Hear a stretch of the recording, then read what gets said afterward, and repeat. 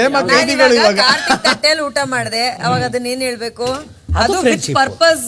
ಅದೇ ವರ್ತೂರ್ ಅಣ್ಣನ್ ಪ್ಲೇಟ್ ಅಲ್ಲಿ ನೀನ್ ಊಟ ಮಾಡಿದ್ರೆ ಅದು ಕೇಳಿರ್ತೀನಿ ಯಾವಾಗ್ಲೂನು. ಅವ್ನ್ ತಿಂದಿದ್ರೆ ಬಿಟ್ಟಿರ್ತೀನಿ, ನಾನೇನ್ ಮಾಡೋಣ. ಈಗ ನನ್ಗೋಸ್ಕರ ನೀನು ಊಟ ಮಾಡಕ್ ಕಾಯ್ತೀಯ, ಅದೇ ಹೊರ್ತು ಕಾಯ್ತಾನ? ಚಿಟ್ಟೆ ನಿನ್ನ ಮನಸ್ಸಲ್ಲಿ ಏನಿತ್ತೆ, ಮಾಡಿದ್ದ ಮೋಸ ನಿಂಗೆ ನೆನಪೇ ಆಗ್ನಿಲ್ವಾ,